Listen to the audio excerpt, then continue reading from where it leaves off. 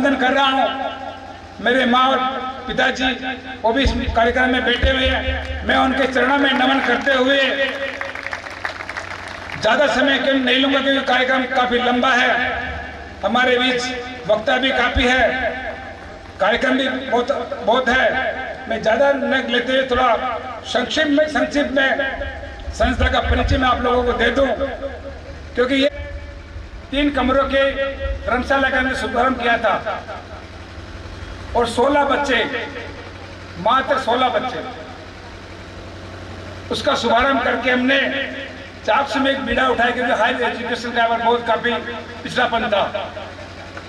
काफी विभाग में बैठे हुए हैं, हमारे खान साहब बैठे हैं, आपके भी पूरे बच्चे यहाँ से हायर एजुकेशन लिए हैं।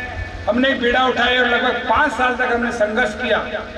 उस संघर्ष में 400 का भी काफी लोगों का सहयोग रहा और 16 बच्चों से शुरू करके आज 2000 बच्चों की जो वटवृक्ष के रूप में महाविद्यालय रहा, जिसके अंदर academy, PG college, BCom, integrated BEd college और सेकेंडरी स्कूल पिछले 3 साल से चल रही है। आगे भी जिस तरह से आप लोगों का सहयोग और आप लोगों का आशीर्वाद बना रहा, तो हम इसमें अन्य कई आयाम, कई कोर्सेज शुरू करने का प्रयास करेंगे। बेशक जिस तरह से आपने आके हम सबको आशीर्वाद दिया, आगे भी इसी तरह से हमें उस मानव परिवार, मानव इंस्टीट्यूट को आप लोग आशीर्वाद बनाए रखें। इसी के साथ साथ मैं पुनः सबका हृदय से स्वागत करता हूँ, अभिनंदन करता हूँ। जय हिंद, जय भारत। और चारों मेरे हुई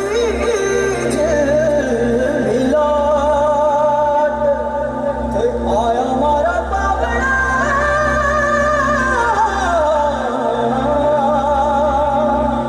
के स्वागत करा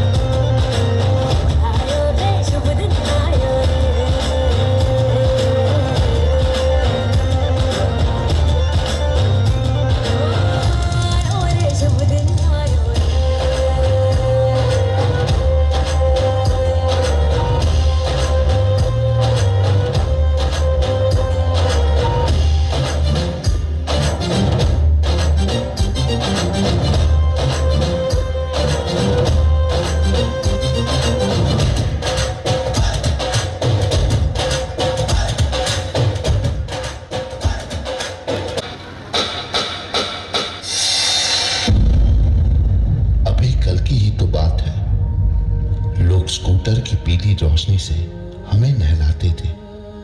लोग गाड़ियों की हॉर्न से कान में संगीत खोल जाते थे। वैसे तो हम बेजान हैं, पर सड़कों की चहलकदमी से हम भी जिंदा नजर आते थे। जाने वक्त ने कैसा घाव दिया है।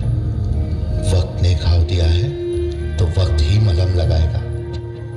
हमें यकीन है वक्त पे, फिर से हमारा पुराना वक्त लौट आएगा।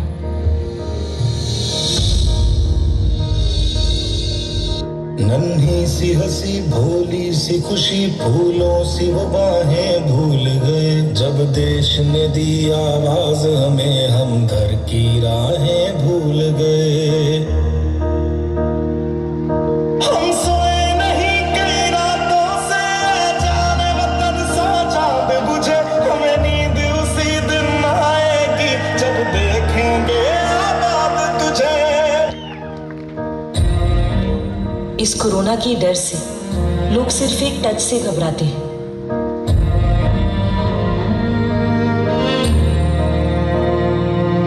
तेरी मिट्टी में मिल जावा, गुल बन के मैं खिल जावा, इतनी सी है दिल की आरज़ू।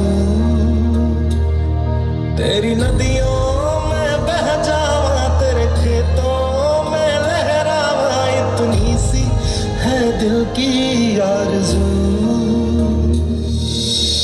अस्पताल में लोग इस बीमारी से अकेले लड़ते वक्त अपने परिवार का साथ चाहते हैं, पर ऐसे हालातों में हम ही हैं उनके डॉक्टर, हम ही उनका परिवार, हम ही उनकी हिम्मत और हम ही उनकी उम्मीद।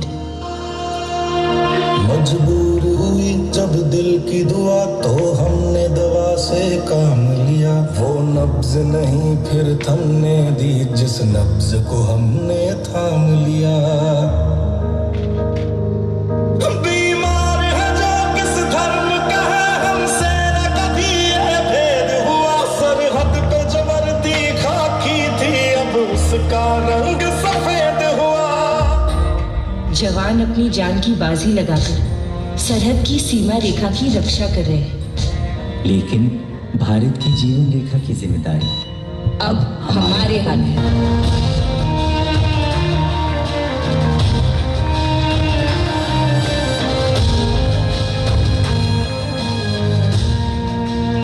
सुना था डॉक्टर्स भगवान का रूप होते हैं, पर आज ऐसा लगता है कि कोरोना वायरस से लड़ने की इस चुनौती की घड़ियों में गुजरात सरकार में पूर्व चीफ सेक्रेटरी रहे श्री गंगाराम जी अलोगिया,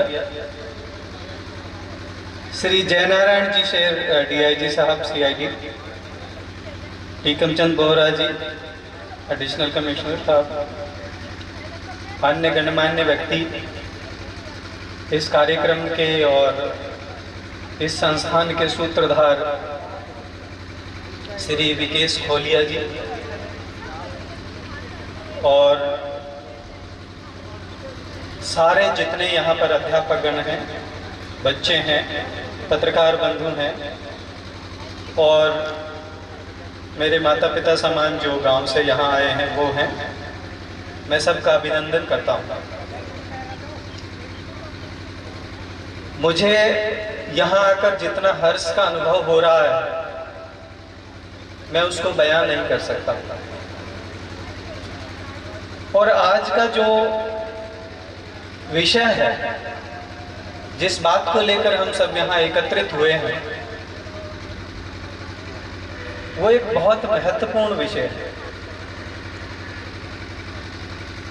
मैं सैकड़ों किलोमीटर जब चल के आ रहा था तो मेरे दिमाग में कुछ अलग इमेज थी जो यहाँ के टूट गई।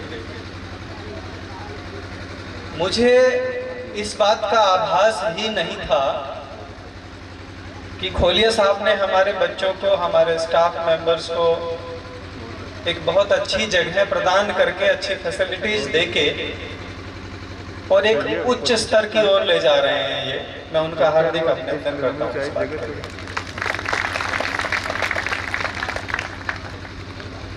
देखिए, मैं आपको बताऊं कि ऊंचाई पर जाने के लिए आपको कोई खास विशेष साधनों की आवश्यकता नहीं होती है।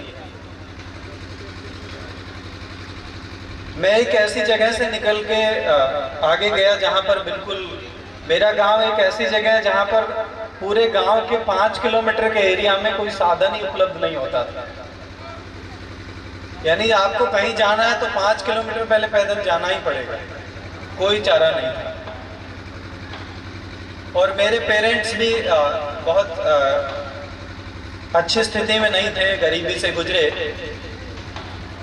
और मुझे याद है जब मेरे पापा सीआरपीएफ में भर्ती होने के लिए गए तो मुझे वो अपना किस्सा बताया करते हैं, और एक बहुत प्रेरणादायक किस्सा है जब मैं आपके साथ शेयर करना चाहता हूं कि मेरे पापा को 20 रुपए चाहिए, तो मेरे दादा गांव के साहूकार के पास गए कि मेरे बेटे को नौकरी मिली है, मुझे 20 रुपए चाहिए। तो साहूकार ने उस बात को अनसुनी करके वो बोला कि भाई ये काम कर दो, वो काम कर दो, पशुओं का चारा काट दो। 1-1.5 घंटे तक काम कराया और फिर बोले कि कल आना। दूसरे दिन फिर गए वो, फिर वही काम करवा लिया, फिर बोले कल आना। आज भी जुगाड़ नहीं हुआ। और तीसरे दिन 10 रुपए दिए, वो भी ब्याज पर। अब आप यकीन मानिए कि वो 10 रुपए के 50 रुपए अदा किए गए, लेकिन मुझे गर्व है इस बात को कहते हुए कि उनके मार्गदर्शन के कारण जो शख्स आपके सामने खड़ा है उसने भारत सरकार के लिए 300 करोड़ के प्रोजेक्ट पूरे किए। और खोलिया जी ने दोनों देखे। दिल्ली यूनिवर्सिटी में जब मैं था तो हमारी रिपोर्ट पार्लियामेंट में जाती है हर बार, और पार्लियामेंट से मुझे मंत्री जी ने बुला के बोला कि आपको ये 2 काम करने हैं और कैसे भी करने। भारत सरकार के 2 अधिकारी, एक ज्वाइंट सेक्रेटरी और सेक्रेटरी मेरे साथ लगा दिए गए, और उनके मार्गदर्शन के अंदर मुझे काम करना था। और आप यकीन मानिए कि मुझे एक ऐसा काम दिया गया था जो बहुत चैलेंजिंग था, यानी डॉक्टर अंबेडकर का म्यूजियम बनाना, और मुझे एक पेन भी नहीं दिया गया कि वो म्यूजियम में आप रख लीजिए। म्यूजियम का मतलब होता है कि उनसे संबंधित सभी सामान, उनके आर्टिफैक्ट्स आप वहां पर रखेंगे और तब आप क्रिएट करेंगे। प्रधानमंत्री जी इतने उस चीज को लेके बहुत ज्यादा उत्सुक थे कि एक टाइम लिमिट सेट कर दिया कितने में ही बनना है वो, और मेरे पास एक पेन भी नहीं था डॉक्टर अंबेडकर का। 13 अप्रैल 2018 को उसका उद्घाटन किया गया, और देश और विदेश में ऐसा कोई म्यूजियम नहीं है वो। आप कभी भी आके, मैं रात दिन मेहनत करता रहा, जितनी डॉक्टर अंबेडकर से संबंधित वस्तुएं पूरे भारत में उपलब्ध थी उन सब के फोटोग्राफ्स लेके एज इट इज दोबारा बनवा दी, उनकी सबकी रेप्लिका बनवा के, और आज उस म्यूजियम जैसा पूरे विश्व में म्यूजियम ही नहीं है। तो आप कहीं से भी चल के कुछ भी कर सकते हैं। मैंने जिंदगी में कभी म्यूजियोलॉजी नहीं पढ़ी, कभी भी। मैं मैकेनिकल इंजीनियर था, वो छोड़ दिया। फिर मैंने MA, PhD, MPhil, net English में किया। मैंने एमए लिंग्विस्टिक्स में किया। उसके बाद मैंने एमफिल ट्रांसलेशन में किया। फिर मैंने नेट लिटरेचर में किया। फिर मैंने पीएचडी लिंग्विस्टिक्स में करी। उसके बाद पत्रकारिता में पीजी करी। फिर ऑक्सफोर्ड से पॉलिसी मेकिंग में कोर्स किया। आपके लिए कोई भी कार्य मुश्किल नहीं है। और आज हमारा संस्थान भारत भर के अधिकारियों को प्रशिक्षण संस्थान के रूप में उभर चुका है, और हमारी बनाई हुई पॉलिसीज प्रधानमंत्री जी शान से अनाउंस करते हैं। आपने कोरोना काल में जितनी पॉलिसीज देखी होगी, नीति आयोग और डॉक्टर अंबेडकर इंटरनेशनल सेंटर ने ग्रुप ऑफ मिनिस्टर्स के साथ मिलकर वो सारी पॉलिसीज बनाकर प्रधानमंत्री जी को सौंपी है। तो जब आपने ठान लिया है तो कोई बैरियर आपके सामने आ नहीं सकता है। क्योंकि आज गुरुजी की जयंती के अवसर पर यह कार्यक्रम किया जा रहा है, तो मैं उनके बारे में आपको कुछ ऐसी बातें बताना चाहता हूं जो हमें वास्तव में जाननी ही चाहिए। आप कल्पना करिए कि आज से सैकड़ों साल पहले कोई व्यक्ति इस समाज में उन चीजों का विरोध करता है जिन चीजों के लिए लोग उनको बढ़ाने की कोशिश कर रहे थे, लोग मेरे पास भी नहीं आते। तो बहुत सुंदर जवाब दिया उन्होंने कि देखिए, आप अपने कर्म से अपने एरिया को इतना साफ कर दो कि इस जगह पर जो भी आए वो ये जरूर कहे कि वहां जाओ तो वो एरिया देख के आना, वो सबसे साफ है। ऐसा विकास जो सतत हो, चलता रहे, प्रकृति को हम नुकसान न पहुंचाए और प्रकृति की सभी चीजों का उपभोग इस तरह से करें कि हम अपना पेट पालन, अपना जीवन यापन भी करें और प्रकृति को नुकसान भी ना पहुंचाएं।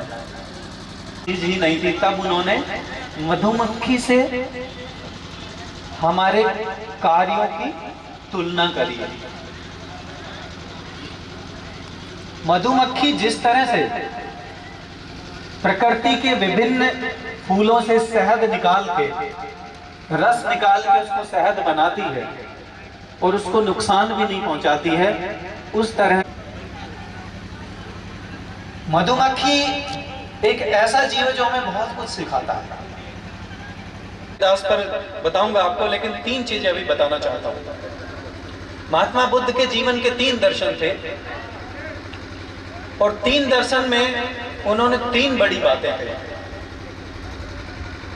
बुद्धम शरणं गच्छामि। इसका अर्थ पहले मैं भी गलत समझता था और अब भी काफी जगह पूछता हूं तो गलत बताते हैं कि भाई बुद्ध की शरण में जाइए। भगवान बुद्ध ने कभी नहीं कहा कि मैं भगवान हूं, मेरे मंदिर बनाइए, मेरी शरण में आइए या जबरदस्ती कुछ करिए। उनका एक ही विचार था कि आपका जीवन आपकी बुद्धि से कंट्रोल होता है।